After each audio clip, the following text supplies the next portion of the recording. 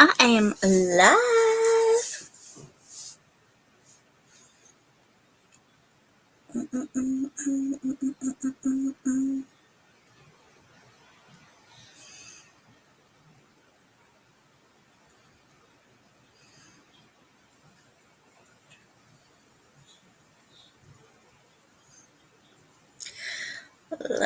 Let's share. Let's share.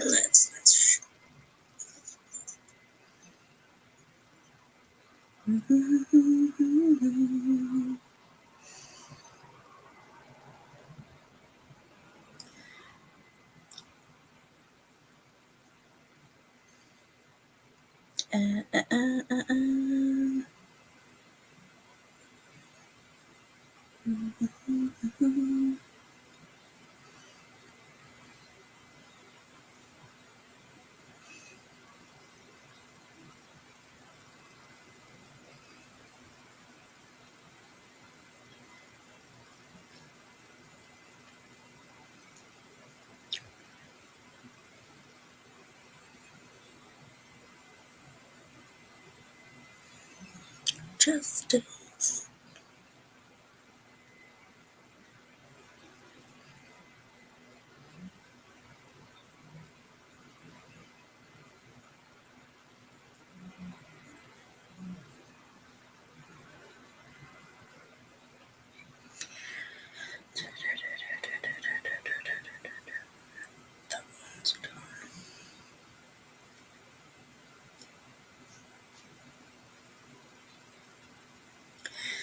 Where are you now?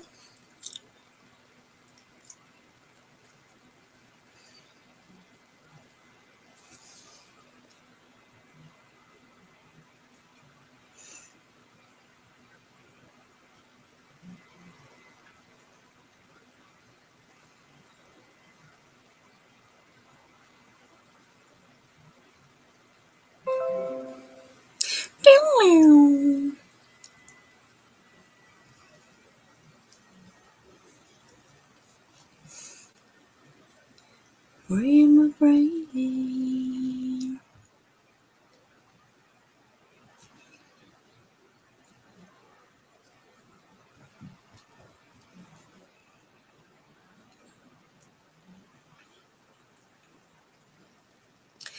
Give people time to get in.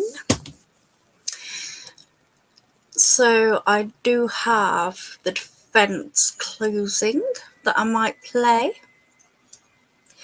I just want to know if you can hear this because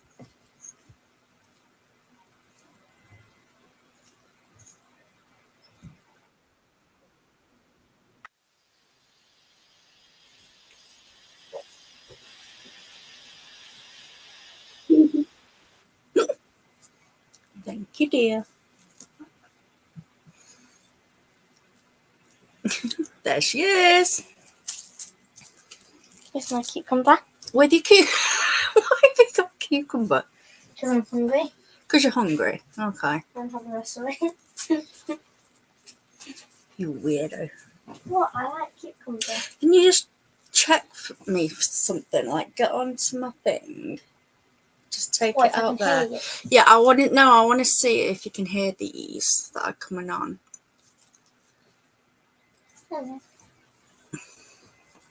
What does it sound like? No, it's just these blurbs. So you're gonna have to go in a different room just to make sure. Oh, you got me on?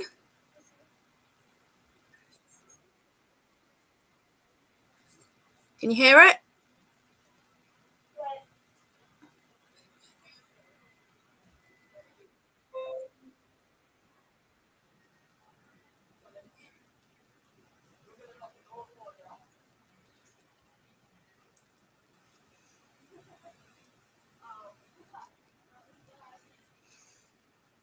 I can just hear you.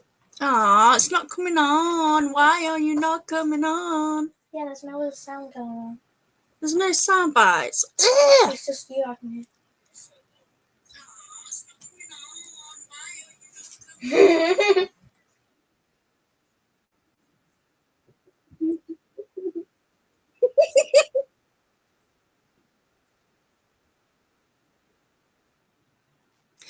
So it's not actually coming on then. No, I don't hear it.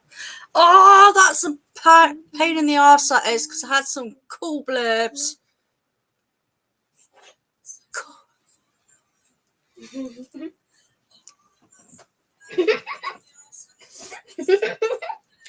I am not happy. Why did it put it on YouTube and it won't come on?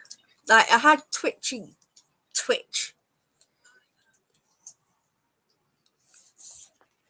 Oh, 2 people are. That's probably Two people. you and somebody else. Yeah, Oh, they yeah. do it. They do it for the thing, but the Yeah. Twitch. But you can have it for YouTube. I don't get it. I really don't get it. 501. Can you do a walk on? New. Yeah. I don't know how to do it. I had some awesome sounds, and they decided, like, no. So, does anybody know how to add some sounds?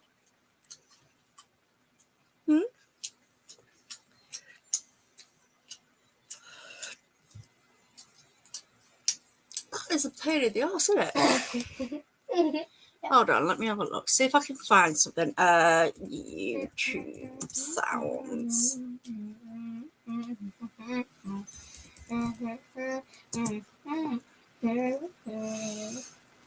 So you got an audio library. Oh, hold on. Sound effects for YouTube.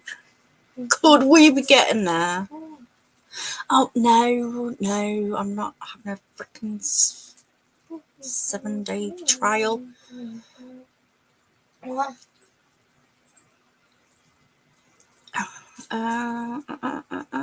Most popular. We will get sound. We will. We will. Why did I do that? Royalty video clips. Yeah. Royalty video clips.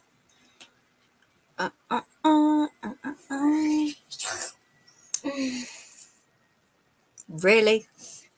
Sorry. YouTube, copyright free sound effects. I really want some funny sounds.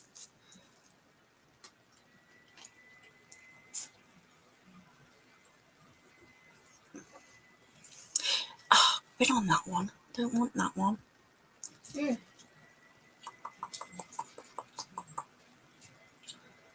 Hello.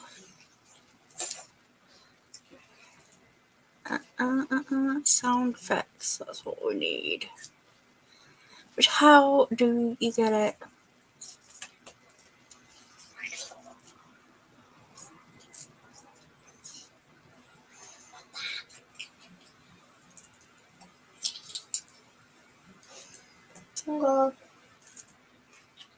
So I suppose I could share it, but I don't want it like kind of on there.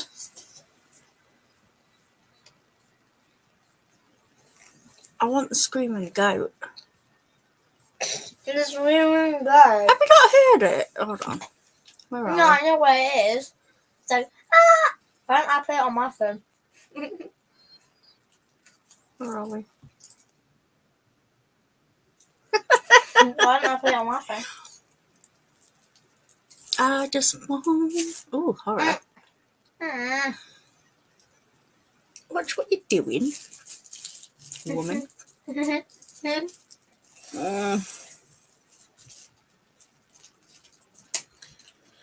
Don't think it's going to happen. No, I wanted to scream and go. I wanted the screaming goat, and I don't know how to link a blurb. I'll search it on YouTube. I mean, like I can like sort of share it, but it's like I'll search it up on my YouTube. I don't know what to do. Then why didn't I search up the story on my phone? No, I mean like, hold on. Hold on. I mean, I can share screen. Scream! Library. Share. So now it's there we go. But. It's sharing it, like, you know what I mean?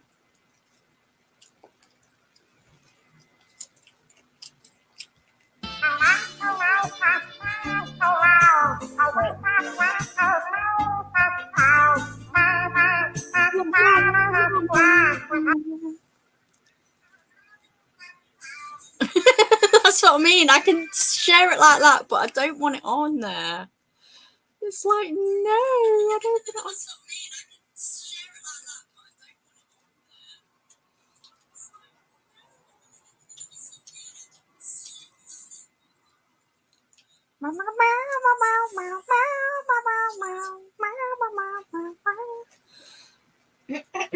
Aha, I might actually figure out a way to do it. Hold on. Fatality. I need... Oh, you want me to go back and meet you? Alright, try it again. Fatality.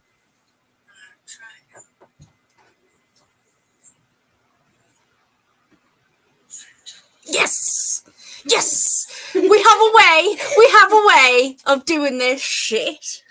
Nice one! It's just sharing the screen, but like I just put myself over it. So we're all good. We can do these little things. That is awesome. Awesome. Oh, I ate it and then it down my throat. Oh, be careful. Be careful, my little ladybug. We have lift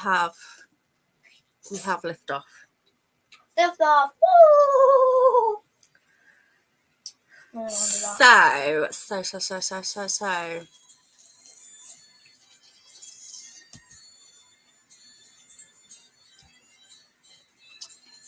Ladies and gentlemen, let's get ready to rumble!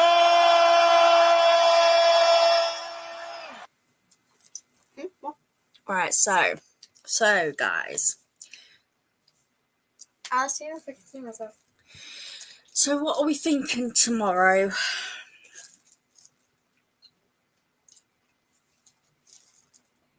What are we thinking tomorrow? What's going to happen? Are we going to get a verdict?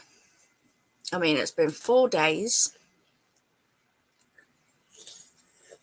of deliberations. It's been 4 days of deliberations. Who's hanging out? Who's doing the hanger? Who do you think?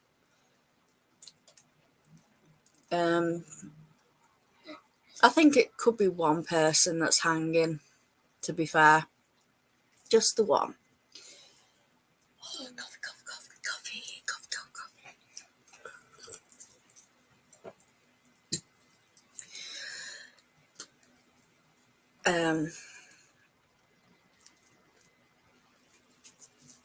I don't know what to say, to be fair. I mean, like, it has been a roller coaster of a ride, I must say. And I mean a roller coaster. It's just been...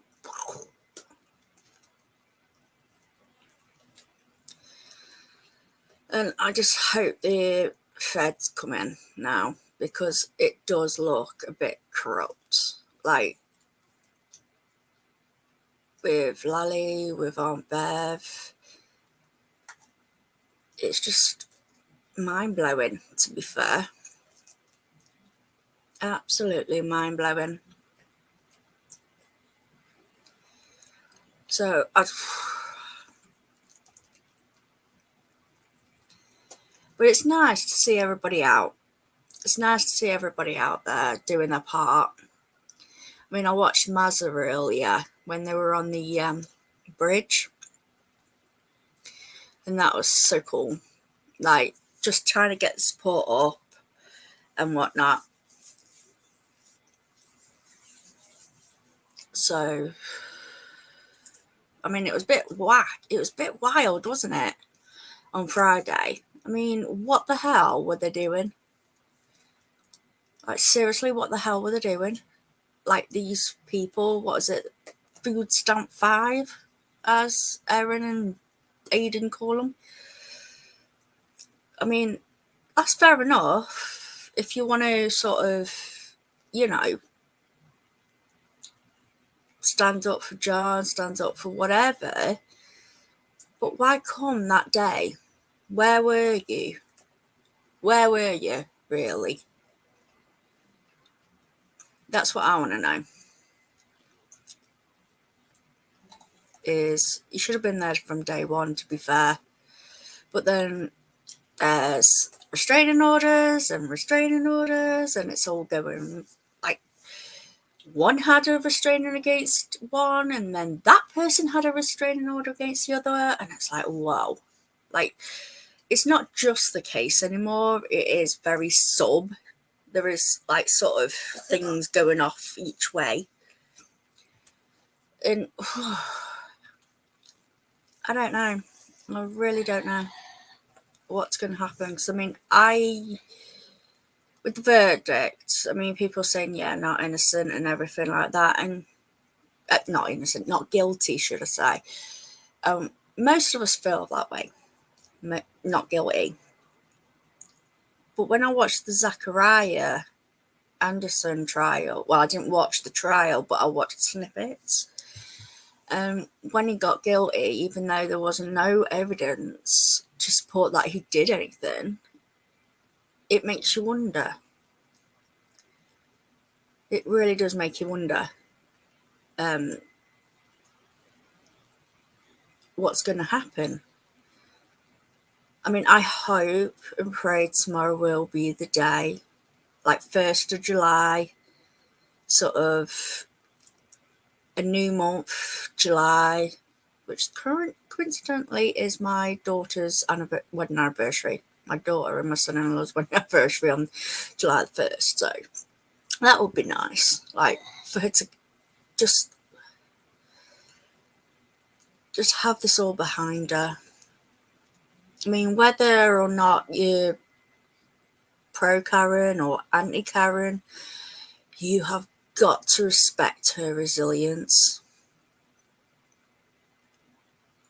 That woman is Wonder Woman. I mean, how many of us, right, would go through that? Normal people, how many would go through that in the last 2.5 years? How many?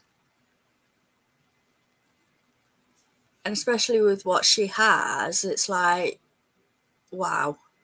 I mean, I respect the hell out of her for what she's done. Like, completely respect her. You've got to respect that. Because I don't think many of us would actually be able to do this. Not at all.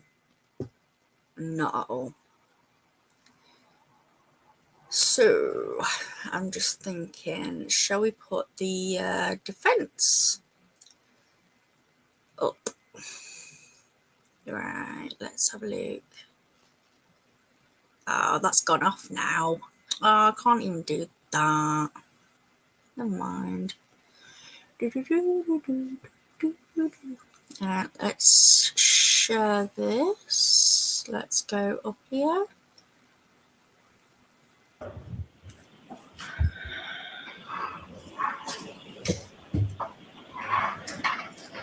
Look the other way. Look the other way. 4 words that sum up the Commonwealth's entire case. 4 words that sum up the hopes of those who have tried to deceive you. Conflicts of interest? Doesn't matter. Just look the other way. Magic hairs, magic glass. Look the other way. Late night calls and Google searches, falsified affidavits, inverted videos, and butt dials galore. Just look the other way. That's what they want. That's what they're counting on. But the uncontrovertible fact is you have been lied to in this courtroom. And your job is to make sure you don't ever, ever look the other way. Your singular duty is to stare down the evidence and do it unflinchingly and do it unwaveringly. You see, you're the only thing standing between Kieran Reed and the tyranny of injustice. It's a job you didn't ask for, probably a job you didn't want. But it's Yeah, I mean, how many people would want to actually do this kind of trial? Like, seriously, this has got to be one of the toughest trials for anybody to do. the greatest responsibility we have as citizens here in America, lest the government stop answering to us and we start answering to the government. And woe betide any one of us who might find ourselves in the crosshairs of a Michael Proctor. What do you think of Michael Proctor? Like, seriously, I think he's like the devil incarnate. To be fair, he's just been... Excuse the ads, by the way. Preparing for today, I was reminded of a quote. It's a quote about the truth, and I want to share it with you. It is of great importance to set a resolution never to tell an untruth. There is no vice so mean, so pitiful, so contemptible, and those who permit themselves to tell a lie once find it much easier to do it a second time and a third. This falsehood of the tongue leads to that of the heart, and in time, it depraves all its good dispositions. I mean, people say that they can't do, like, it's over 100 people with this conspiracy, right? No, it's not. Do you know what it is? It's a few people that have been sort of playing Chinese whispers. Their narrative, have you noticed? It's what they've been told, what information they've been told with the evidence. They're just doing their job. Most of these witnesses are doing their job. It's just what they've been told. Hence why people probably think that it's all together. Like, everybody's in on it, but they're not. It's what they've been presented. What does that mean? It means that it's been observed that to tell an untruth, to exaggerate, to make a false claim, it's a cancer. One lie begets another, and it's a malignancy that grows over time. And that, folks, is how a cover-up is born. Yeah. That's how a Massachusetts state trooper says in whispered tones to his friends when he thought no one was looking or listening, how he would make a case, how he would make it cut and dry, no matter the truth, how he would make sure to put, quote, serious charges on the girl. In other words, pin it on the girl. You may ask yourself, how does this happen? How could this happen? It's 2024. Surely people aren't going to come to this courtroom, this hall of justice, and lie to us, just give us false information. They wouldn't do that. They wouldn't try to cover up the truth. The Alberts, the McCabe's, Higgins, Lank, Michael Proctor, Yuri Buchanan, Brian Tully. You don't have to wonder if they would lie to support their narrative. You need only wonder how many times they did lie. Over and over and over. And that's what it is they've been lying to cover up their lie. So that's why it's all different in different testimonies. See, like I said, it only takes a few people to spin a narrative. And like with Jen, I always call her the Scarlet Witch, because she's in everybody's ear. And it's like, you only have to have that one or two people just to And narrate others were it. caught deceiving you. Big things, small things. It didn't really matter. They feared nothing. They'll look you in the eye and deny phone calls. They'll deny secret meetings. They'll claim that calls are butt dials and butt dials are answered. They'll show you a video and tell you left is right and right is left. They'll magically turn 3 pieces of plastic into 5 right before your eyes. And even when they're caught with their own lies, they won't blink, they don't sweat. They'll just look you in the eye and demand, pay no attention. You folks look the other way. Ladies and gentlemen, there was a cover-up in this case, plain and simple. Big one. You'll surely say to yourself, I don't want to believe it. I don't want to believe that could happen in our community. But sadly, over the past 8 weeks, you've seen it right before your eyes.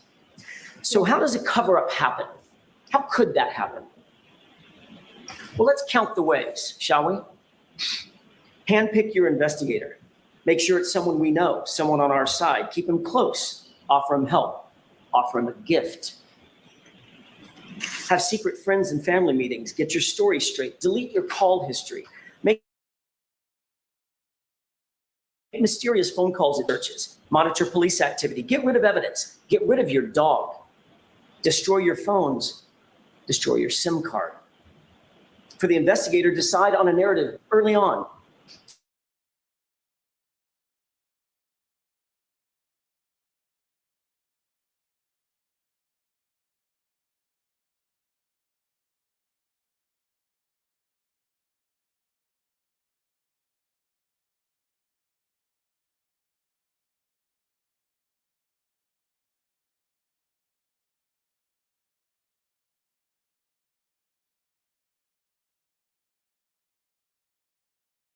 I mean, if you think Karen's guilty, look at all this evidence. Why would people do that? Why? Why go to all this to create a narrative that Karen did it? Even in the other evidence have said John didn't hit the car, a car didn't hit John. So why go to all this? Keep all the evidence in the hands of one person and then manipulate that evidence, including videos. Don't turn over videos. Invert videos. Turn 4:16 p.m. into 5:30 p.m. in affidavits. Turn 3 pieces of taillight into 5 pieces of taillight. Delete 42 minutes of surveillance footage. Hide personal relationships. Make this case cut and dry and ensure the homeowner, quote, never sees any shit because he's a Boston cop. But most importantly, pick your patsy and pin it on the girl. It's not that it could happen. It's that every single one of those things I just mentioned did happen right in front of you. But this sort of injustice can't happen in a vacuum. So what about the prosecution? What about the Commonwealth? What does it look like when the government picks a narrative and then tries to form a prosecution around the narrative instead of the other way around? Looks a lot like this. If you don't have actual evidence, just throw every single thing you can against the wall to see what sticks. Drag her through the mud and make sure you attack her character. And that's what you saw in this case. One simple but brilliant trick to cool your home in 90 seconds. Yeah, I haven't Tired got of hot and premium, I'm sorry. The Commonwealth spent much of their time and resources trying to vilify Karen Read. They desperately resorted to calling. Yeah, you know, like with the Commonwealth, it's like, why the hell was Lally so freaking going hard trying to defend the McAlberts? Why? It comes off right slimy, doesn't he? Witnesses to talk about Karen Read and John O'Keefe's arguments. They even stooped so low as to call the children and put them through this ordeal. All to say, yeah, I mean, like I watched something on about the children. This is going to affect the kids. I think it was Landry. I can't remember. Colin. I don't want to misspell, but he was one with Melanie Little. And even he was like, well, this is going to affect the kids now because they were called up. So if she gets guilty, oh my God, I've sent her to prison. If she's not guilty, oh my God, I've not done enough. I mean, they're 16 and 14 for crying out loud. No, they should never have been brought up. They didn't need the testimony. It's just Lally being a freaking arsehole. that John sometimes got upset because Karen was too kind, too nice, spoiled them too much. Their arguments illustrated what anybody could imagine is a normal set of ups and downs for any couple. Even on January 28th, they talked it out, they communicated, they worked out their issues, and they had a nice, affectionate evening out with their friends. And you don't have to take my word for it. Pull the tape, as they say. Look at the videos. C.F. McCarthy, Waterfall. What are the words that every single person who testified in this case used about Karen Read and John O'Keefe that night? Getting along, no issues, good mood, happy, affectionate, even lovey-dovey. No issues, no toxicity. They were a loving couple right up into the time Karen Read dropped him off and he walked into 34 Fairview. If an argument with a loved one is a motive for murder, folks, we're all in trouble. Speaking of which, what is the evidence that John went? I mean, how many people would be in jail for murder if we've been all flipping saying what she said? Everybody would be in jail. It's ridiculous. Into the house. The Commonwealth will tell you, undoubtedly, no, he never went in the house. And they'll point to certain witnesses who they say didn't see him go in.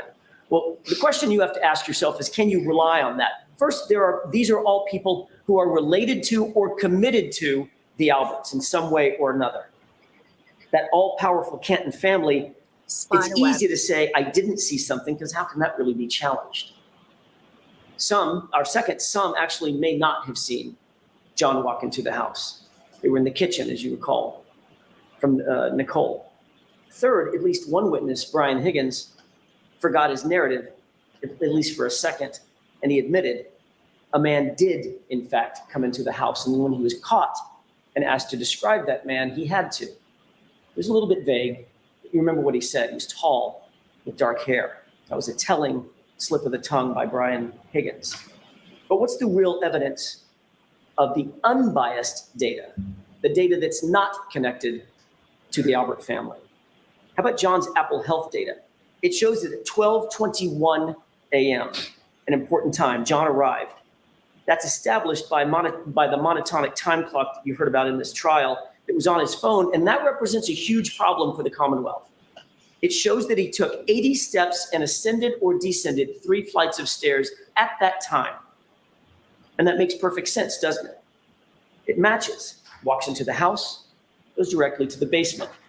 There's your 80 steps and your descending flights of stairs. The big problem for the Commonwealth is he wasn't outside at the car ascending and descending stairs, wasn't climbing on top of the car. So they'll tell you, wait, don't look at the Apple Health data. Look at this other thing called Waze. But Rick Green explained that if you apply the 3-minute offset that is built into that monatomic time, it aligns perfectly. They don't want you to see that. They don't want you to pay attention. They want you to look the other way. But even more importantly, at approximately 12:32 a.m., someone holding John's phone takes another 36 steps and travels 20. Who do you think had John's phone at that time? Who do you think? Answers on a postcard, please. I think it dropped out of his pocket whilst he was fighting, and I think it was Jennifer who had it. 25 meters. Why is that so important? Because by 12:32 a.m., Karen Read was gone. She had already left the location. She left at 12:30. Trooper Garino told you that Karen Read's phone connected to John's Wi-Fi at what time? 12:36. It is undisputed in this case that it's a 6-minute drive on a good day from 34 Fairview over to One Meadows. She was gone by 12:30, and John's phone was taking 36 steps and logging 25 meters at 12:32 after she left. So don't be fooled. John walked into that house, after which Karen drove away, and the scientific data all prove it. But also, Ryan Nagel and Heather Maxson prove it. In addition to the Apple Health data, Ryan and Heather both independently testified that they passed Karen's SUV as they drove away after talking to Julie. And Karen was alone in the SUV. John was not with her. He wasn't in the car. He wasn't standing outside the car. He wasn't sitting beside the car. He wasn't laying on the ground beside the car. He was nowhere in sight. There's only one other place that John could have been, and that's in the house. I mean, John could have been in a TARDIS for all we know. I mean, like, if no one's seen him go in the house, Karen drove off. I mean, he could have gone into the garage.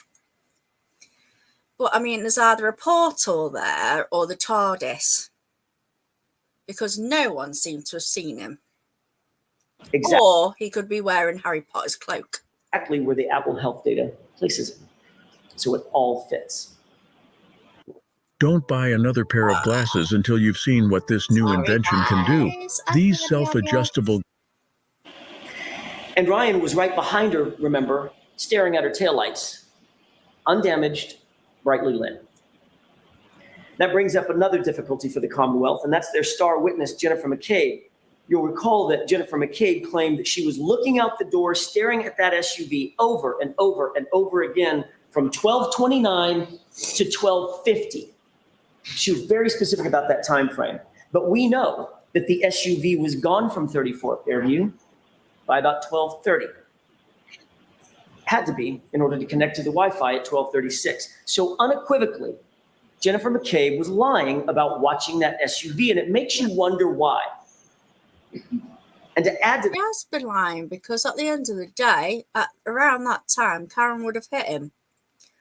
Like, Karen was back home at 12:36, like, well, connected to the Wi-Fi. I mean, you can give or take a minute or two.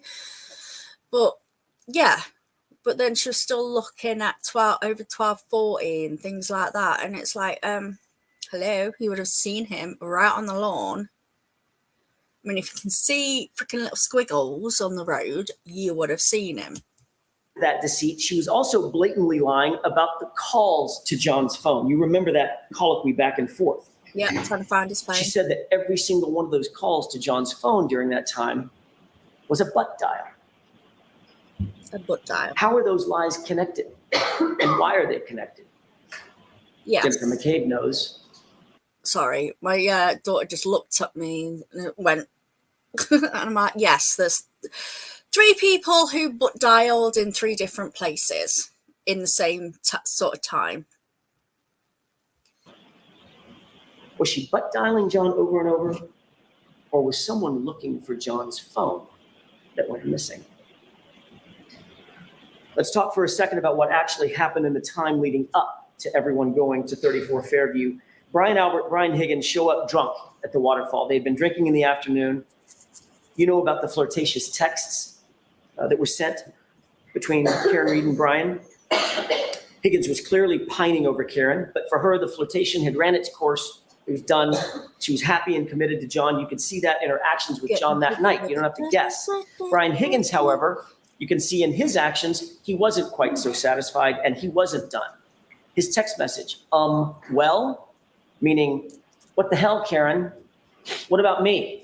And then, did you see that video? I mean, I'll see if I can find that video. Of him, like, sort of gesturing. I don't think they caught it in the beginning. But True Crime Kangaroo, she caught it. She caught it.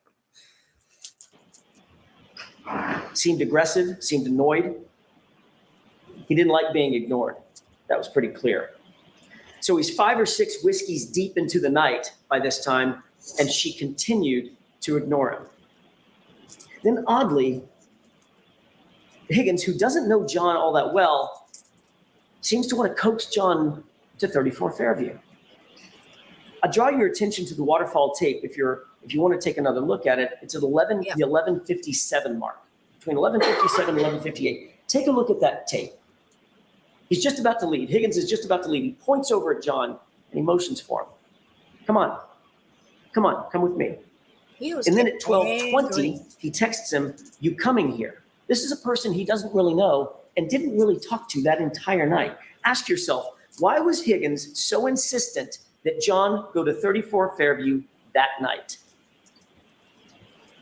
And then there's that sparring and fighting that he and Brian Albert were engaged in. Of all the things they could be doing, this is what they were doing just minutes before John O'Keefe walked into that house at 34 Fairview. We know that once John actually did walk in the door, it's about 2 steps, 4 feet or so, 2 steps for an adult male to reach that basement door. Remember, everybody was gathered in the kitchen. That's what Nicole Albert said. And every single witness agreed that at some point, Brian Higgins and Brian Albert left the group and went to another room. Where did they go? Do you know where I think they went? Excuse me. I think they went, and you know when you get some clear stuff like clear plastic and things like that? I think they tried to do that because they knew something was going to happen. So they could cover the tracks, evidence, whatnot. Like a bit of a Dexter thing. I think that's where they went. Because to me, the Bryans, they look like freaking Tweedledee and Tweedledum. They'll do everything together, you know? Where did they go together? Another important point. Chloe was not upstairs. Brian Albert slipped in one of his testimony that he provided. Chloe! Quote, I was watching Chloe downstairs, monitoring her because of the other people in the house. She's not good with strangers. Remember that testimony. So what happened next? We absolutely know that John was in the house. The data, Ryan, Heather, they all established that. We know that John ascended or descended stairs. We know that Brian Higgins and Brian Albert excused themselves. How long does it take to have a crossword? How long does it take to have a fight? How long would it take for Brian Higgins to say to John, you know, your girl's been texting me. A push, a punch, a fall, pull Chloe off his arm, and now it's done. What is that? 5 seconds? 10? Doesn't take long at all. And then the panic sets in. It wasn't intended to go that far, but what's done is done. And then some very, very odd things start happening at the Albert household. Very odd indeed. What do we know? Do you know what? I think Jackson has pretty much got it, what happened. Because that's how I felt. I mean, who gets rid of the family dog? Who does the basement? Who sells the family house? All within months. The mind boggles. We know through the testimony and key swipes that Brian Higgins very oddly goes directly to Canton Police Department. Why would he do that? After a night of drinking and partying, why go to CPD when you're drunk? What was so important there? He couldn't even get his own story straight.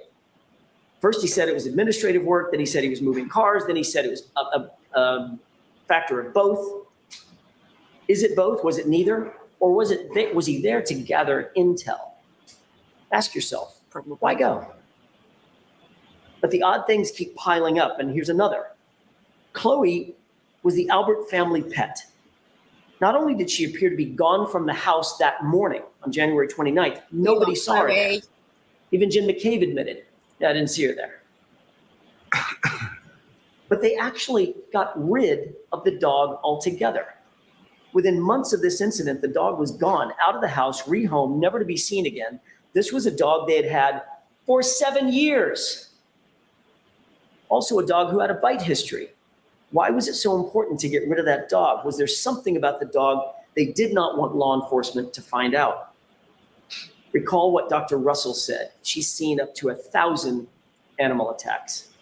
In her expert opinion, John's right arm, those in. And you know something also, my sister-in-law had a floofy, massive German shepherd, long-haired, absolutely gorgeous. And even she said to me they were animal marks. She had German shepherds. And she knew because she dealt with them. And this is a person that doesn't follow the case whatsoever. And I think even like when I was like speaking to my sister, people that don't know about the case, and I just showed the autopsy pictures, and they were like, yeah, that's not from a car. That is literal animal attack. Injuries are from an animal, quote, most likely a large dog. And Dr. Russell's testimony, I'll remind you, was undisputed by any witness for the Commonwealth. But there are more odd and unexplained things. After a night of drinking and hanging out and partying, after being together for the entire day, at 2:22 a.m., Brian Albert decides to call Brian Higgins. That call was missed, but 17 seconds later, Higgins calls Brian back, and they speak for 22 seconds. Now, that call is odd and suspicious enough, and just in and of itself, the fact that the call was made. But what's even more incriminating is that both men, both of them, lied about the calls happening.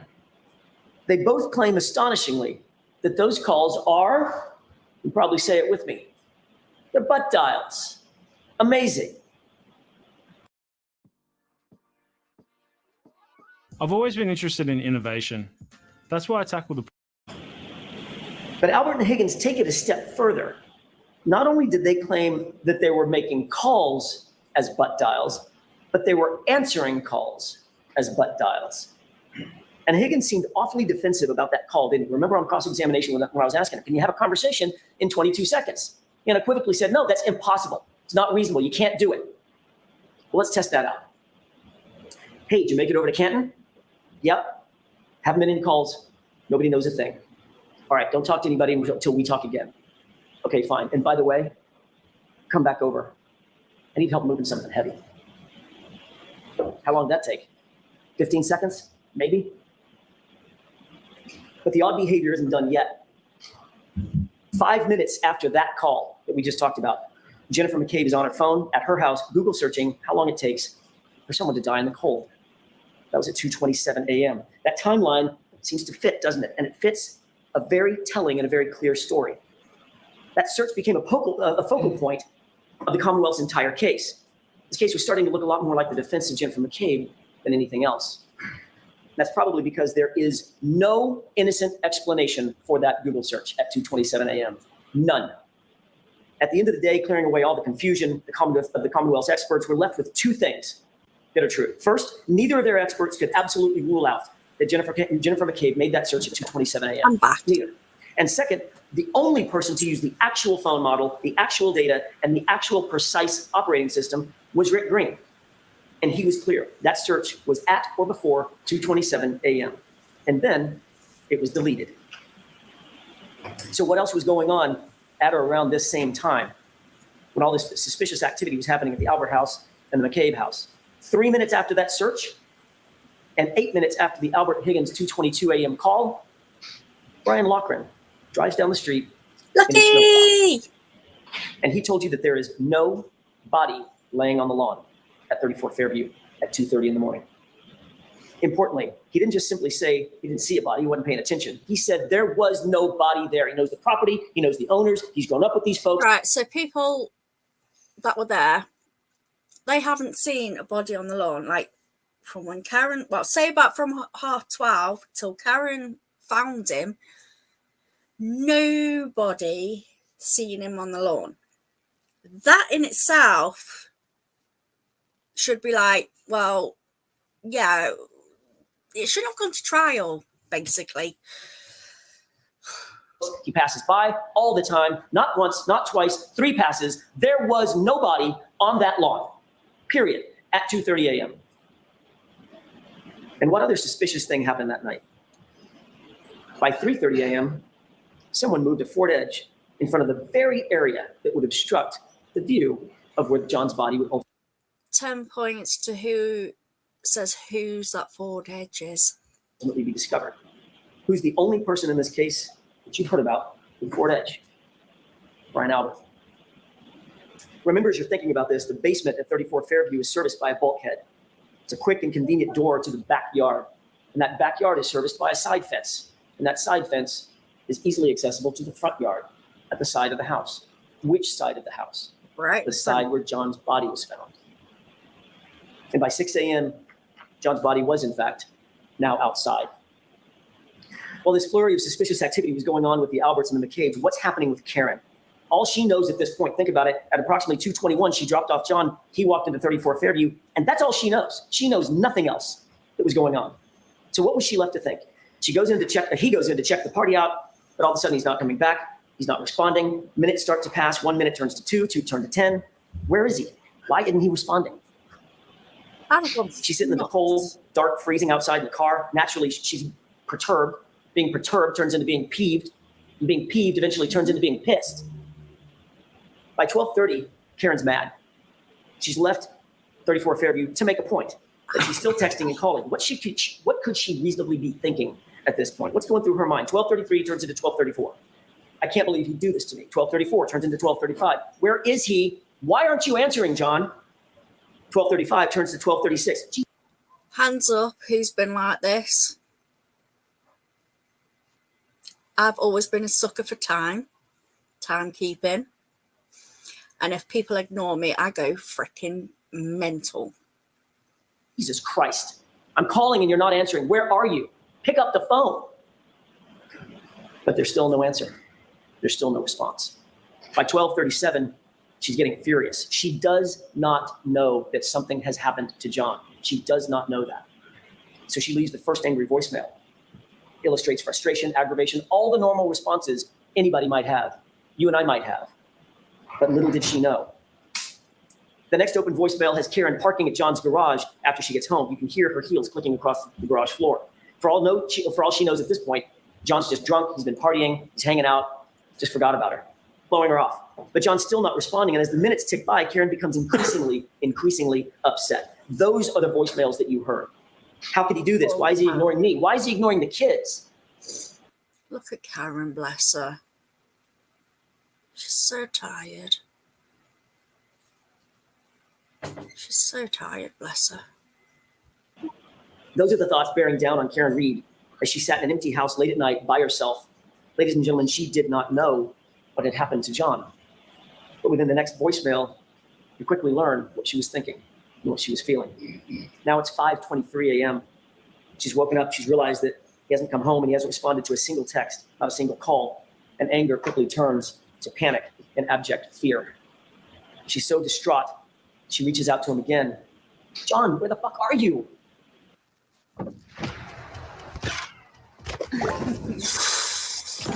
Sorry about the ads, peeps. She says through tears and desperation. And at 6:03, the question was answered and her worst fears were realized when she finds his body laying, dying in the cold in Brian Albert's front yard. You heard her. You can feel the grief.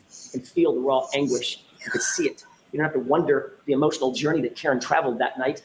You can see it in the video. You can hear it in the audio. From the time he left her and walked into 34 Fairview and she called, she reached out 53 times. She called him 53 times before finding his body. Hands up who's called a loved one about 53 times when they haven't, checked in with you. Think about that. The Commonwealth wants you to believe that she murdered this man. And then after that murder, she called him not once, not twice, 53 times. It makes no sense. What does make sense is that she emotionally moved from anger, then to panic, then to grief. So back at 5:07, when she began her search looking for John, she backed out of the garage, and what would happen next would change the entire course of this case. As she backed out of that garage, she hit John's Traverse and cracked her right rear taillight. Folks, the Commonwealth has one job to do in this courtroom. It's an immutable responsibility to provide you with the truth. That's it. Not to win the case, but to seek justice and to do it through the truth. Ask yourself, did you get that truth from the Commonwealth? The Commonwealth continually tried to tell you that video showed that the SUV came close to John's Traverse, and it took us showing you the video to unequivocally establish that Karen hit that car and cracked her taillight at 5:07. You can almost hear an audible gasp in the courtroom when we finally showed you the actual video. We can see that tire move. I'm only going to show you one series of exhibits during my entire closing, but it's that important. And it's this. Look at the condition of her taillight when she pulls out of the driveway at 5:07. That taillight, and I'm going to choose my words very carefully here. That taillight is cracked, but it's not completely damaged. And if there was any question in your mind about the level of damage to that taillight at 5:07, all doubt was extinguished. When Dighton Police Officer Barrows walked into this courtroom, he's a sworn officer. He's not associated with Canton. He's not associated with the Alberts. He's not associated with the McCabe's. He doesn't know Michael Proctor. In other words, he doesn't answer to any of these folks. He's an outsider and he's completely independent. And his words were the following, quote, "That taillight was not completely damaged. It was cracked. A piece was missing, but not completely damaged." Take a look at this photograph and tell me, which one looks like Officer Barrows' description?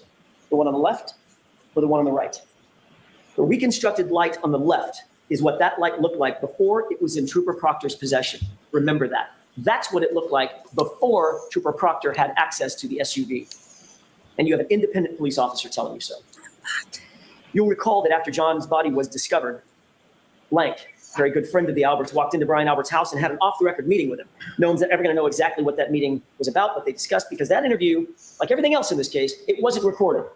It wasn't memorialized. But we do know that shortly thereafter, the Canton Police Department was recused from the matter entirely. And the case was assigned to one Michael Proctor. You have to believe that when the Alberts found that out, they thought they hit the lottery. They thought they hit the lottery. What are the chances? Who thinks Michael Proctor's going to get arrested and jailed? Oh, we have a little one saying, me. As the department where my brother works, that would have been great to investigate this case, but that department's been recused. That's tough luck. But the guy who catches the case is Michael Proctor, a guy we go back with for decades. At such a break, they probably thought, when this is over, we need to get that dude a gift. Oh, wait a minute. They didn't think that. They said it out loud. But still, you've got to imagine that the Alberts had to be stressed, what with that whole thing about a dead body being on their lawn. That might get some attention. And they had to be wondering, will he set up a crime scene? Is he going to come into the house? Is he going to search the house? Is he going to send in a forensics team? Is he going to interview witnesses? Is he going to take us to the station? Will he take our phones? Will he look at our communications? Will he look at our Google searches? Will he look at our early morning phone calls? Is he going to look in the basement? And Michael Proctor answered every single one of those questions resoundingly. Nope. He's a Boston cop too. And with that, Michael Proctor didn't draw a thin blue line. He erected a tall blue wall. A wall that you can't scale. A wall that Karen Reed certainly couldn't. A tall blue wall. What does that actually remind you of? If anybody's familiar with Game of Thrones, the ice wall, that's what it reminds me of. And get over. A wall between us and them. A place you folks are not invited. We protect our own. It's us or it's them. And by the way, who's she after all? Nobody. Saga. An outsider. This is going to be easy. Or so they thought. Let's look at what Michael Proctor actually did and did not do in this case. One of the consistent issues that's come up throughout this trial is how evidence always seems to be changing and evolving when in Michael Proctor's hands or somebody in his orbit. If it happens once, let's chalk it up to a mistake. Twice, it's starting to look a little bit like incompetence. If that happens every single time, it becomes intentional. With this evidence, what do you think? Is it incompetence or is it a cover-up, considering the relationship between everybody? Which means it becomes corruption. The defense spent some time, we spent some time discussing the tow time that Michael Proctor swore to in affidavits. There was a reason that we believed it was so important, and I want to talk about that for just a quick second. Would you like to have a property business that generates a six-figure income? That's what my property portfolio pays. Because this was a concerted effort by Michael Proctor to falsify the time the car was seized, so that no one would know that he actually had possession of the car before the first pieces of taillight were ever discovered at the scene. But he got caught. And when he did, the best he could come up with was it was a typo. Like a dozen times, a typo. You'll remember what that testimony was. The truth is that car was in Michael Proctor's possession from about 12 sorry, 4:12 in the afternoon. He said it was 4:16 when he finally had to tell the truth or some version of the truth. Those first pieces of taillight were not found until after 5:45 p.m. That is the very fact that Michael Proctor was trying to hide by those falsified affidavits, saying he didn't seize the car until 5:30. But that wasn't Michael Proctor's only manipulation of the investigation. What about Brian Loughran? You met him. Lucky Michael Proctor did Loughran. his level best to not just hide evidence, but to hide human beings from you and from us. Michael Proctor was informed that the plow drivers were out that night. There would be a witness, potentially along 34 Fairview, at the exact times in question. Even Michael Trotta. Who thinks that they were going to set up Lucky?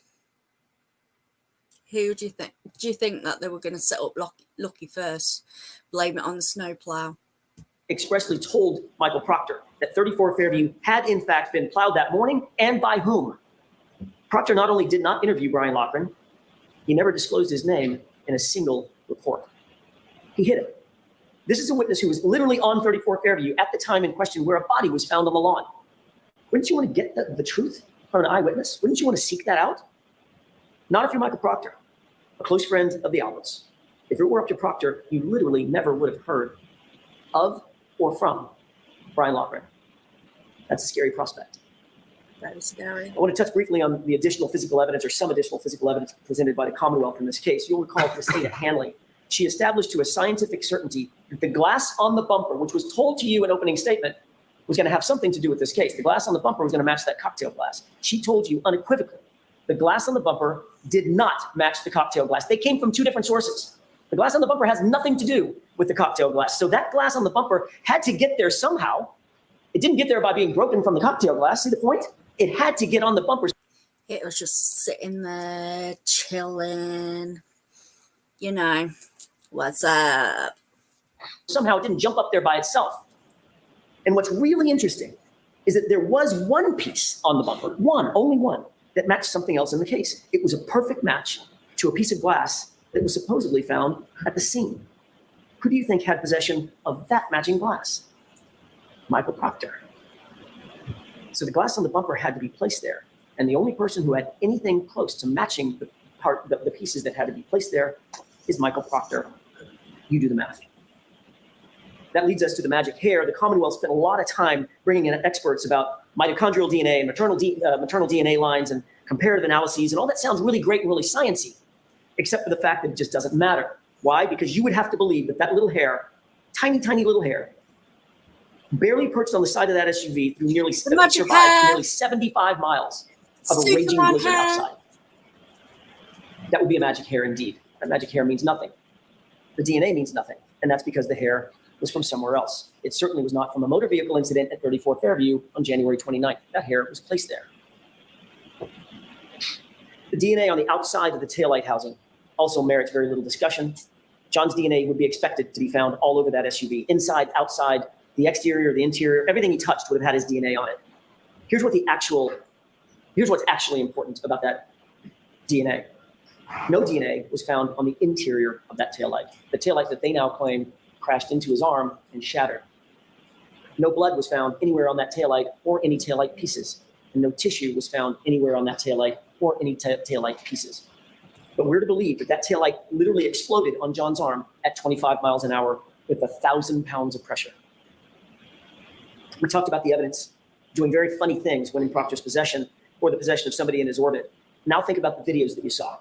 How many videos appear to be somehow manipulated or altered? Just about every single one of them. Look at the video of the Sally Port. Let's take that one, for example, that grainy one. It's missing the exact time that would show the condition of the taillight when it was pulled in to the Sally Port. Pretty important time, wouldn't you think?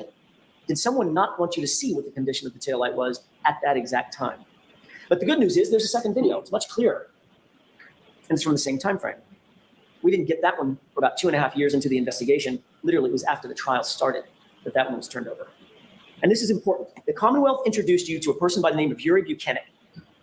They presented video showing what was clearly the right side of the car. They asked questions about the right side of the car. You'll recall, Mr. Lally asked Sergeant Buchanan, did you or Trooper Proctor ever go at, or near the right side of that taillight? And while he was asking the question, what appeared to be the right side of the car was looking at you. The video was still up. Buchanan paused, turned earnestly into the microphone, stared at you and said, "Never. We never went anywhere around that taillight," while he was showing you the right side of the car. And that trick might have worked until we got up to cross-examine him. And only then, on the second day of his testimony, did he have to admit that the video was actually inverted. It was backward. And it was cleverly inverted at that. The timestamp had the proper orientation, which means that timestamp had to be removed, the video inverted, and the timestamp placed back on it, which means that was done intentionally. That was not a mistake. It was. And when caught in that obvious fabrication, Buchanan doubled down and said, "It's exactly the same." You remember that back and forth. "It's exactly the same," he said, as if we're stupid. Is it exactly the same, or is it exactly opposite? Ladies and gentlemen, you were lied to. There is no other way to say it. It's inexcusable. It's abhorrent. But it's also a paradigm of everything that the investigators have been willing to do in this case: lie, obfuscate, manipulate, alter. And when they're caught, they just excuse it away. Doesn't matter. It's the same thing. What's the big deal? Just look the other way. And don't forget, Buchanan is Proctor's supervisor, and he was in that little group chat where Karen Reed's naked photos were being searched for. You know the saying about the apple falling from the tree. Ladies and gentlemen, we haven't even started talking about the taillight yet. You'll recall that at the very beginning of this case, you were introduced to no fewer than 5 CPD officers very early on who searched the scene. None of them, not a single one, found any taillight material at the scene. 0. Stephen Seraph, Sean Good, Stephen Olaney, Michael Lang, Paul Gallagher, they were all there. They were all walking right around there. They were all looking. They were searching with their eyes. They were searching with their hands. Some said they were searching with their feet. They even used tools, a leaf blower. Not one piece of bright red taillight material was at the scene, not a single piece, but incredibly, over the course of the next 3 weeks, according to Michael Proctor, 47 pieces of taillight material would end up being found, some of which were the size of a salad plate. The CERT team shows up later on January 29th, and according to O'Hara, the first few pieces of taillight were found about 5:45. And here's some interesting testimony that you heard. Who else was there? Who did O'Hara say was there? Well, he said his team was there. We certainly expected that, but then he said there were others. These other mysterious figures, some from Kenton PD, some from the Massachusetts State Police, that he could not account for. Win 25% more on every game this tournament with Bet Builder Extra from William Hill. Heavy coats, big masks, hats. Even Lieutenant O'Hara could not tell who was who, but he did note Kenton police officers were there who were unaccounted for. Massachusetts state troopers were there unaccounted for. And during that search that was overseen by Trooper Tully, Proctor's supervisor, 3 pieces of taillight material were found. That's super important, and I want to concentrate on that for a second. O'Hara said all 3 pieces were in an area about 12 inches square. That's an area about as big as your dinner plate. Tully, however, claimed that 1 red piece was found about 3 feet away from that was a shoe. About 1 to 2 feet from that was a clear piece of plastic, and a few feet away from that was a red piece of plastic. So we have red, clear, and red over the span of about, added up, probably 10 or 12 feet. Ladies and gentlemen, both of those things cannot be true. Somebody is taking liberties with the facts. Yep. Then Lieutenant Tully comes to court and makes this big grand gesture of opening all these evidence bags. These 2 evidence bags in particular represent exactly what we're talking about. Those 3 pieces, red, clear, red. They're marked, they're sealed, they look official. They're not Stop and Shop bags, thank God. At least they've moved up from that. Stop and Shop, that's the one. They've even got evidence tape on them. Who knew? Red There's evidence tape Solo around here. Cups. So this must be real evidence, right? It must be real evidence in this case. And after making that big theatrical display, he opens up the bag with the red pieces and he pulls 2 pieces out. That's okay. Put the 2 red pieces together. Good so far. Then he Like a rabbit out of the hat. opens up the second bag under Mr. Lowley's questioning. And you remember he hesitated just a second. Opened that bag and pulled out 1 piece of clear plastic. Then pulled out a second piece of clear plastic with no explanation as to how that could have possibly happened. And he quickly returned all 4 of those back into the bag, sealed them up, and we're done for the day. The next day I asked about that evidence again. I asked him to open up that bag with the red pieces, and he did the same thing. Pulled out 2 red pieces of plastic. And I said, you'll recall this, I said, look deeper, look closer, sir. Pull everything out of that bag. Would he have had I not suggested it? And then he pulled a 3rd piece of red plastic out of the bag. So miraculously, Trooper Tully's 3 pieces of plastic became 5 pieces of plastic right before your eyes. Ladies and gentlemen, the forces at play that multiplied those pieces of plastic inside those evidence bags are the same forces at play that multiplied the pieces of plastic at 34 Fairview. Think about that. Let that sink in for a second. How easy is it? That's not sloppiness. That's evidence manipulation. That's how over the course of 3 weeks, those pieces of plastic go from 0 to 3 to 5 to 47, ever increasing in size with every single search. Now, knowing all that, ask yourself the looming question. Don't you think Brian Albert's looking a bit nervous? I so wanted to see Jen's reactions to this. This was masterful because, like, the McAlberts were there and he was so roasting them. It was unbelievable. I couldn't stop laughing. Who had access to that taillight, the cracked taillight? Who was it? Go back and watch the Sally Port video. I'll give you the timestamp, 5:37, and see it for yourself. We know that Trooper Proctor, with binder in hand, walked by himself. Once we corrected the video from being inverted, you can see that he walked back by himself to the right rear taillight where nobody could see what he was doing. Higgins' own key swipes put him in the Sally Port that same afternoon and evening. And then the Sally Port video magically skips and Chief Berkowitz appears right next to Proctor at the back of that vehicle in the same spot, and they walk out of the Sally Port together. Where were they going? Remember O'Hara? Unidentified troopers and Canton cops were at the search at 34 Fairview. How hard is it to drop a piece of plastic? We spent a long time talking about the compromised and altered and tampered and manipulated evidence, and Has everybody watched Shawshank Redemption? Don't you think it's a bit like that, where he has to put the sand or the whatever it is, the mud, in like different spots, and he just shakes his leg and things like that? I want to switch and talk a little bit about the true facts in this case, because you did hear some true evidence and true facts. The Commonwealth presented about 67, maybe more, witnesses and expended 30 plus days of trial and 9 weeks of your life. Maybe we're in the 10th week. For what? It should be relatively simple, right? The Commonwealth claims that Karen Reed pulled up to 34 Fairview, John got out of the car, she reversed into him and hit him, and then she drove home. That's 4 facts. It's just 4 facts. That's all it is.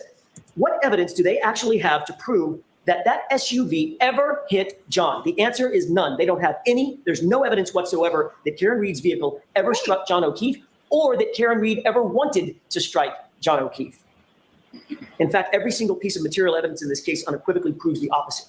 John went into that house. That SUV was not damaged by hitting John, and John's injuries did not come from being hit by a car. That's what the evidence actually shows. The Commonwealth knows that, and they've known it for a long time, and Proctor knows that. And because of that, the Commonwealth just resorts to character assassination and talk. Remember, kids, he pirouetted. He spun. You spin me right round, baby, right round. For weeks on end about the snow. Let's talk about what the real evidence actually shows, the unassailable science. Let's talk about the truth. One simple but brilliant trick to cool your home in 90 seconds. Oh my God. Tired of hot and... Concerning John's injuries first, the Commonwealth's own medical examiner, Dr. Scortibello, could not conclude that John was hit by a car. Think about that. And she would not even say that it was a homicide. She told you without any dispute in this case, quote, evidence pointing toward one manner of death is no more compelling than evidence of a competing manner of death, end quote. Her words, not mine. She went on to say it's just as likely that he was punched and fell backward. His injuries are consistent with that. In fact, in her expert opinion, his injuries are consistent with a physical altercation, as she testified, but they are not, in her words, not classical injuries from an auto pedestrian accident. That by itself is reasonable doubt.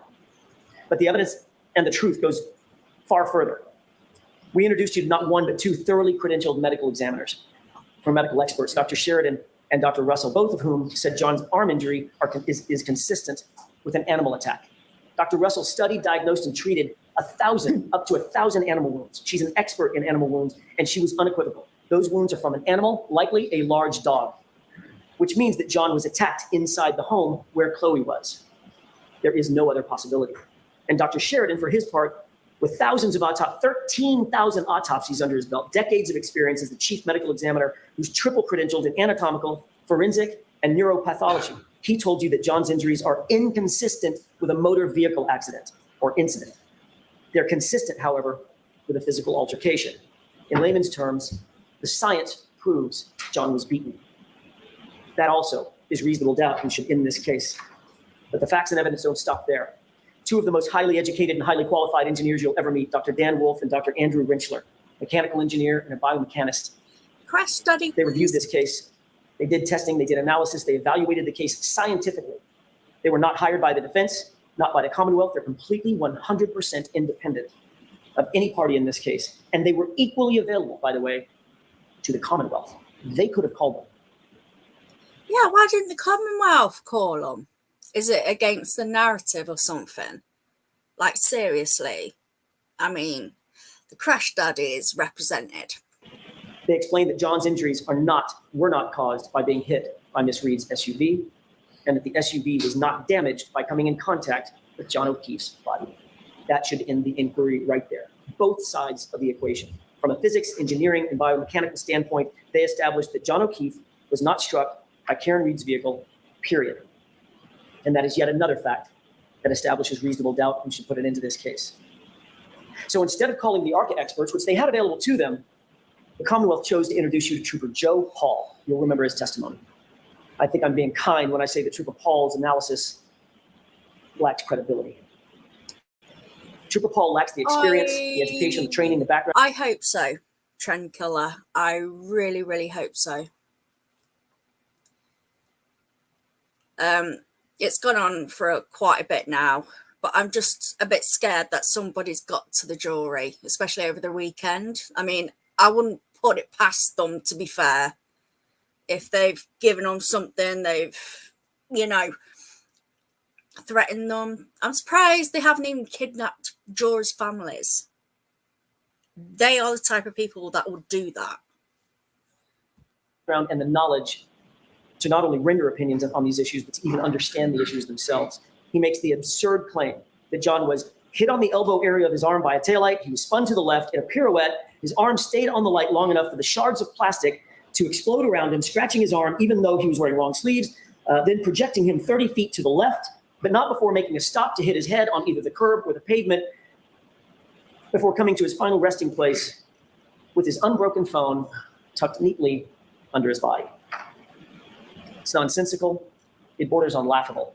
Compare that testimony to Dr. Dan Wolf and Dr. Andrew Rentschler, both PhDs in engineering, both top of their field in accident reconstruction, both published peer-reviewed articles on the issues. Both men are highly sought after by the likes of national sports leagues and the United States Department of Defense, and these men are unrivaled in accident reconstruction. What did Dr. Rentschler say before he left the stand? This was even under cross-examination. He said that the physics and the science don't lie. His words were, "You can't deny the science and the physics." John wasn't hit by that car, period. The Commonwealth cannot explain John O'Keefe's injuries. They can't explain his head wound. How did he get the head wound if he landed on snow-covered grass and dirt? And by the way, before Mr. Lally gets up and says it, because I know he's going to, there is zero evidence before you, zero, that cold grass and dirt turns into ice or turns into concrete. Zero. They can't explain the injury above his right eye, that laceration. They can't explain his nose. They haven't even tried to. They can't explain the injury to his tongue, the laceration on his tongue. They cannot explain the injuries to the back of his hands, the bruises, and certainly they cannot explain the injuries to his right arm. But maybe most importantly, they cannot and haven't even tried to explain the lack of injuries on John's body from the neck down. Nothing. He was pristine. Not a bump, not a bruise, not a fracture, not a broken bone. Nothing to suggest that he was hit by a 7,000-pound SUV going 25 miles per hour. And what of that right arm? According to the Commonwealth's best and brightest, Trooper Paul, John absorbed the entirety of the collision, the whole collision, with that 3.5-ton SUV entirely with his right arm, launching him some 30 feet. But amazingly, the arm suffered no break, no fracture, and didn't even get a bruise. So how are those injuries properly explained? The evidence is simple. John got into an altercation. He was punched. He tried to defend himself by putting his hands up. He may have even scratched his own nose by putting his hands in front of his face to defend himself. His hands were bruised and covering up. 5 minutes, Mr. Jackson. Thank you, Your Honor. As he continued, he got hit, punch went through, and he fell to the ground, fracturing his skull. At some point during that altercation, the dog got a hold of him, and the dog was pulled away. Every single injury is answered. Every single injury is explained by that. More ads. More ads. I need to premium, really, Joa. Ladies and gentlemen, Given what we know about the facts and the physical evidence in this case, the actual truth in this case, how did this happen? How did we end up here? We ended up here because of relationships, insider trading, playing the who you know game, and building a tall blue wall, which takes decades and generations. But the real question is it going to continue? Will this festering malignancy that allows a lead detective and his supervisor to gloat and sneer while looking over naked pictures or looking for naked pictures of the woman that they've targeted, will that continue? And the answer should be, not if you have anything to say about it. Michael. I found that absolutely vile and sick, what he was saying about her. Proctor's the lead investigator in this case, and much as the Commonwealth might try, they cannot distance themselves from the stench of him on this case in this investigation. Those secret group chats illustrate the quality and character of his investigation. Remind yourself how an, quote, unbiased and an objective investigator, someone who's supposed to be looking for facts. Ask yourself, how did he approach his job? Late at night, sitting there in his office, deviously looking for naked pictures of Karen Read and talking about her like she's a piece of meat, talking about her bodily functions, her medical conditions, calling her vile names. I don't even have it in me to repeat what he said about her. He reduced her to an object, and he went further by insulting her. He went further than insulting her, and he dehumanized her. And when he was done betraying that very humanity, he wished for her to commit suicide. That, ladies and gentlemen, is how you frame someone. That's how you dehumanize someone so viciously that you can just pin it on the girl and cover for the homeowner because he's a Boston cop. That's how you rip a person's life apart and sleep like a baby while doing it. And then further that by saying, I hope she kills herself. Ladies and gentlemen, I just began the discussion this afternoon or this morning with a quote about the truth, and I did that because that's what this case is about. Top to bottom, tip to tail, it's about the truth. Not hiding it or concealing it, but exposing the truth. The truth is immutable. It's not a feeling, it's not a whim. It's unflinching, it's unchanging, and it's everlasting. That's why the law is steady. That's why it's not captive to the whims of people drunk with power who think they're above the law, who think they're above scrutiny. That's why you stand as the guardian of justice and the protector of justice.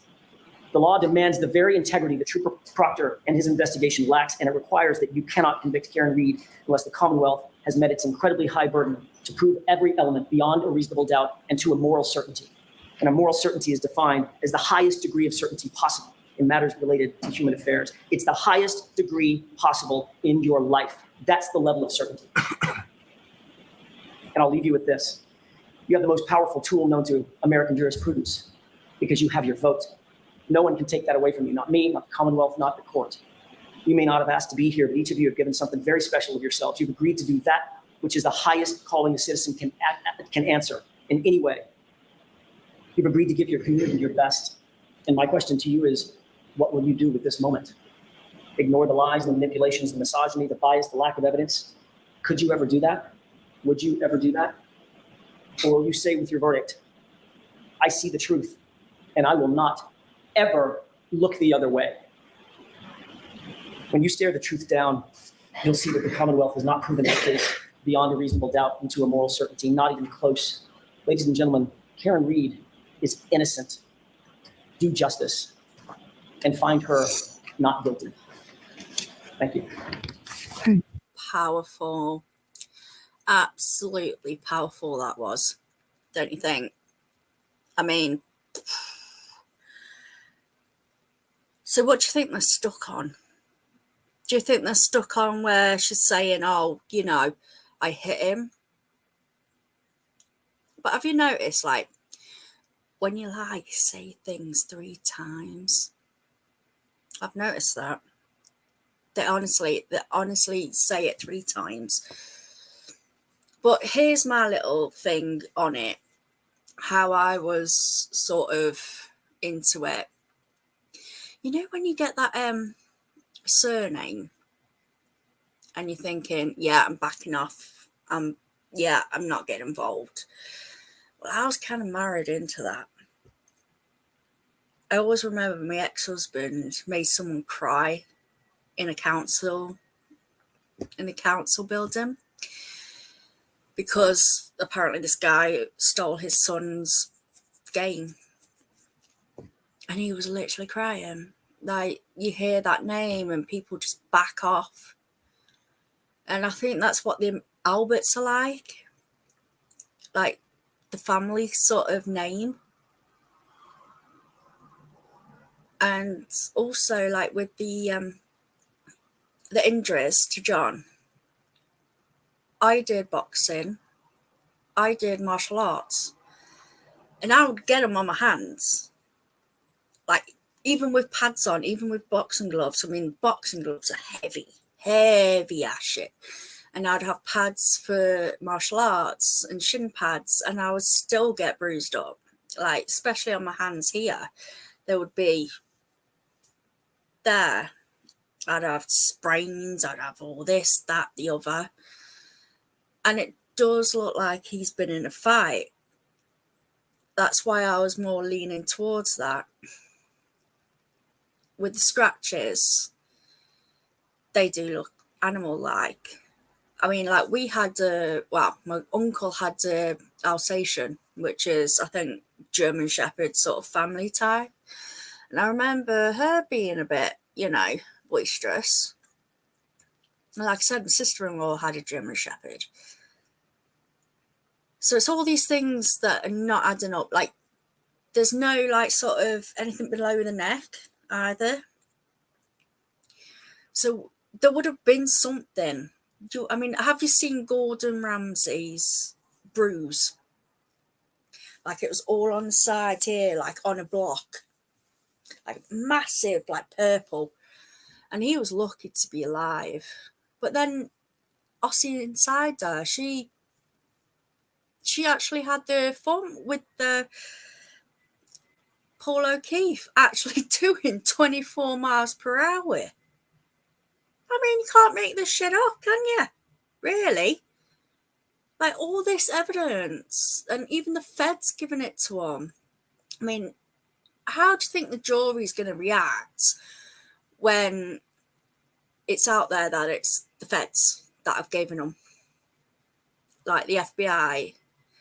I mean, it's like what Bev was allowing in, what she wasn't allowing in, and it doesn't look good on her, where she keeps schooling or helping Lally out. And I think these are the things as well that make it more corrupt. I mean, I do think it's a cover-up of a cover-up. And I don't think it's to do with drugs. I mean, I don't know if anybody heard, because Aussie actually did a video on some Boston cops that were getting done for this overtime scandal. I think they might have been doing that still. And he wasn't into it. It's some type of money thing. And he found out, and like somebody was saying, like, you know what, sort it out, Brian. And I think with the Karen and Brian Higgy thing, I think that could have been a catalyst.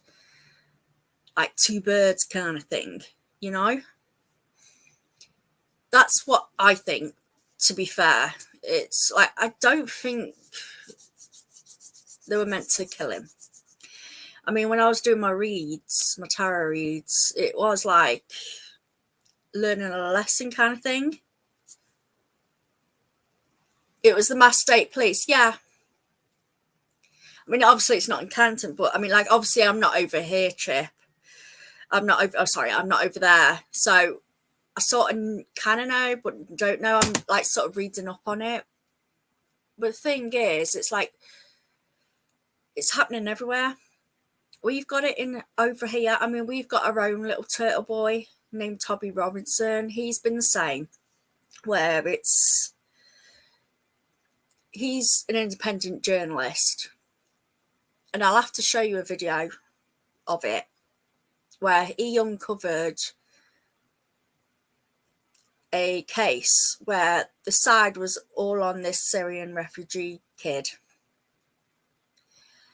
And basically, he's like, no, something's wrong with this. And he delved into it. He was the only one that delved into it. And yeah, there were people that were paid off from the school. There were people with NDAs. Even the judge was a bit corrupt. even though they had witnesses about this boy,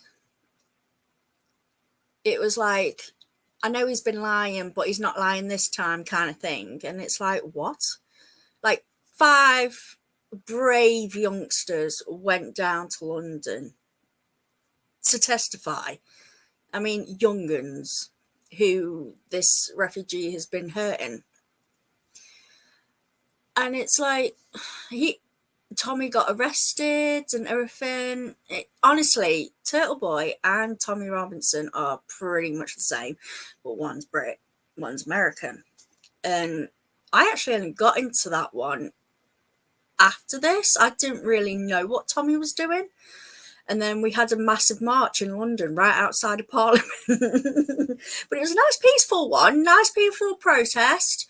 But what they were kept saying was that, oh, it's the England football hooligans and all this lot. I mean, say it is football hooligans. For everybody to get together like that, there is something bloody wrong. Like, I know he's doing another one on July 27th. I mean, I won't be able to go because I'm going Blackpool the day after. But yeah, it is system-wide, Chip. You're right on that one. It's very, very, very... It's happening everywhere. I mean, all these leaders are coming down, stepping down and everything. Like, 2024 is definitely the year for exposure and truth. Everything's happened. I mean, people saying, oh, you can't have a conspiracy and all that lot. Check out Diddy. Check out Vince McMahon. Check Epstein. And we had one that was covered up for decades, and I mean decades, which is Jimmy Savile. No one knew what, well, people knew, they went forward, and they never got heard, or it was swept under the rug what he was doing. And it was only till after, and I mean after he died, everything came out.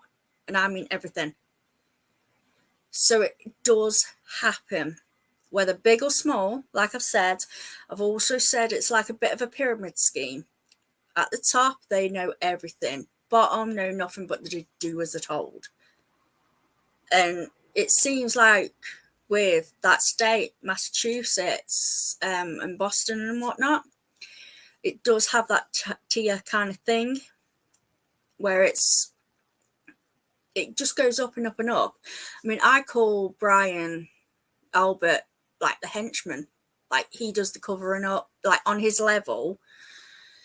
They cover up, they do what they're told kind of thing. They get rid of the problem kind of thing. And that's what I feel like they do. I mean, it's like Sean goes, Madonna. It's like a movie. It kind of is. So treat it like a movie. What would be in the movie? It won't be just them. It'll be higher ups. Now you've got to think of who's the higher up. Like obviously Morrissey, but who's higher up from him? I mean, I watched the Canton Select Board. I've never watched any Select Boards. I mean, I don't even get on with my flipping town. I mean, I don't know what's happening with mine. And I've been intrigued by it because it does seem way out of hand. Like, seriously, I really feel for people live like Chip, 30 minutes away from Canton. I really feel sorry for you guys living in that kind of thing. People are scared. To be fair, if you could do it, I'd get everyone to leave. Leave Canton, therefore they don't have any taxes paid. They won't have a job. Hopefully start over again. Because I think that would probably be what it takes. I mean, yeah, it was absolutely mental. People just walked out, and then Rita just goes on one. I love Rita Rising. She should have been on that board, and hopefully she can get there after all this is done. You need to get out, like, get the weeds out, you know. But like I said, I'm so glad it has happened because it's sort of exposing everything. It's really exposed everything that's going on there. I mean, look what happened with Aiden last Sunday. You know what I mean? It's crazy how they act, like how Chris Albert acts. I mean, this is why I wanted to watch that board meeting, because Chris was going to be there.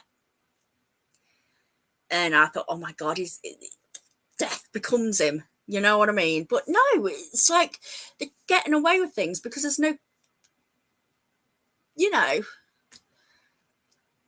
there's nothing to, they're not getting punished for it. Yeah, exactly. That's what I'm saying. You have that sort of certain family that people are afraid of.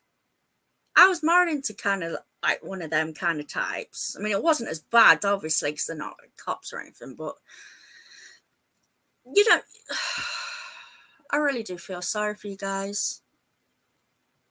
And Karen, how she's a flipping Wonder Woman.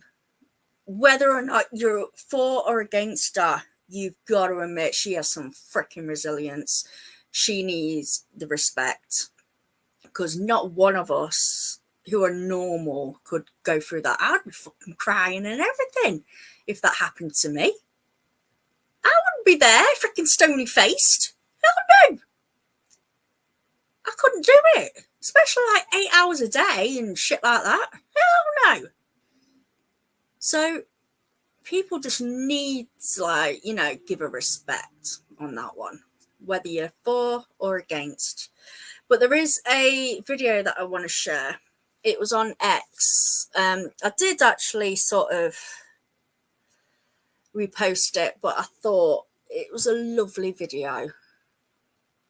So I think, holdy on. Let's share the screen.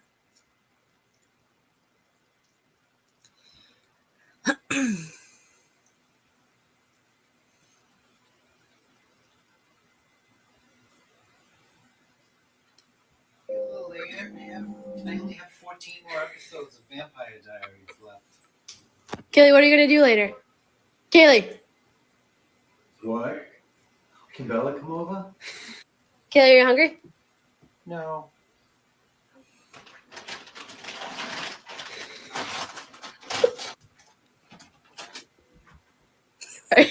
What are you doing? Football. Kaylee, are you still in school? Kaylee, you have any homework? Kaylee, what are your plans for today? Kaylee, can you hear me? Kaylee. What's up? Kaylee, you're going to do anything today?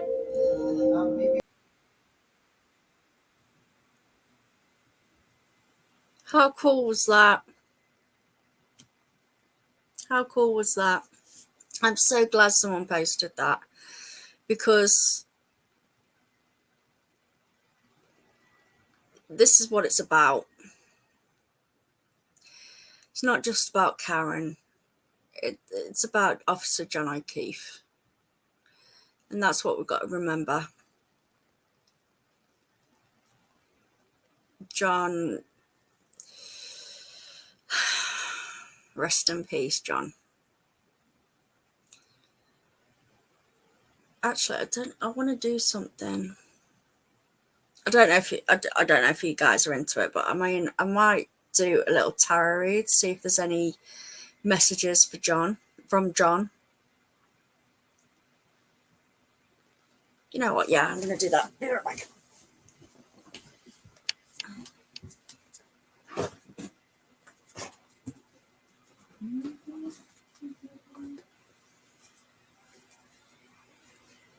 Oh, my legs.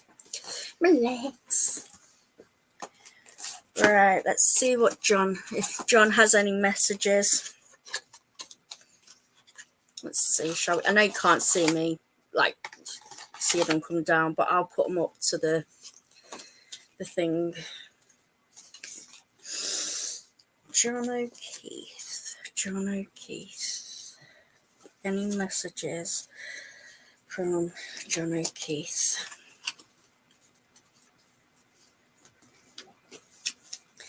John O'Keefe. Any messages from John O'Keefe? Oh, we've got a few. Oh, no, too many. Oh, we've got a couple. Let's have a look, see, shall we?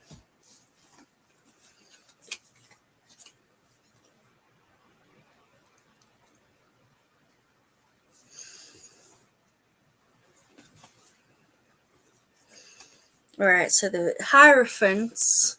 I don't know if you can see it. Can you see it? I don't think you can see it. Oh god, here we go.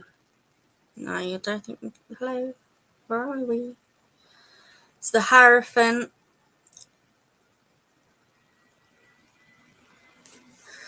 Reversed, and it says foolish, exercise, wavering, contempt, vulnerable, unorthodox. You can say that again. The Emperor upright. War, conquest, victory, strife, ambition, divine, masculine, structure, control. Own your space with confidence. Remember that. Own your space with confidence. We have the Five of Cups reversed. And it says acceptance, hope, forgiveness, gratitude, charity, kindness, new alliance, recovery. Oh, we've got the Chariot. We've got the Chariot, so we'll go direction, focus, determination, concentration, triumph. Triumph, we are literally moving forwards. Oh, the Five of Wands. I don't know if you can see that. Passive, scattered desire, complex situation, tricky.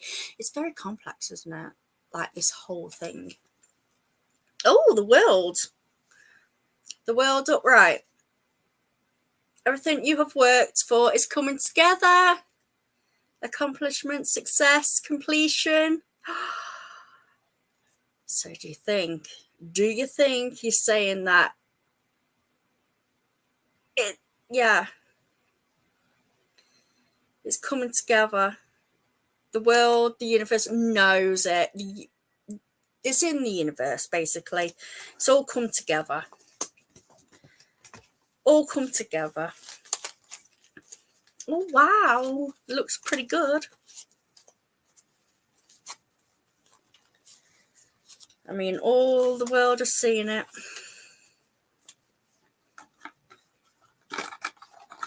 So hopefully we do get our victory. And I hope it comes tomorrow.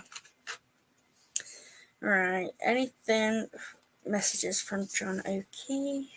Any messages from John O'Keefe? Any messages from John O'Keefe? Any messages from John O'Keefe? Any messages from John O'Keefe? Any messages from John O'Keefe? Any messages from John O'Keefe? Any messages from John O'Keefe? Oh. Let's have a look. See. Young. Oh, we got eyes. So C. Kidnap. Didn't I just say? I'm sure I said earlier that I'm surprised that someone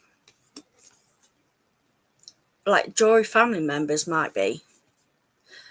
Person of interest. Young. Eyes, kidnap. Person of interest, young. A young one. Debt. And natural. Eyes, see. Kidnap. Person of interest, young. Natural, debt.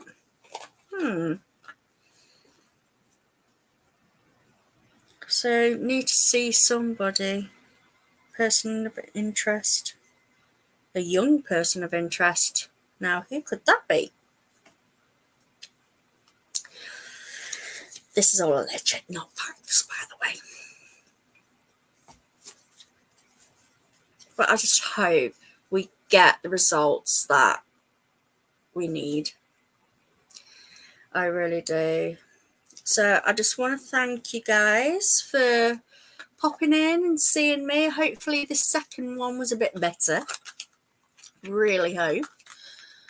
And I just want to thank you. And hopefully tomorrow we're going to get the results that we need. Hopefully it's going to be justice for John. Well, we're going to go for justice for John after this.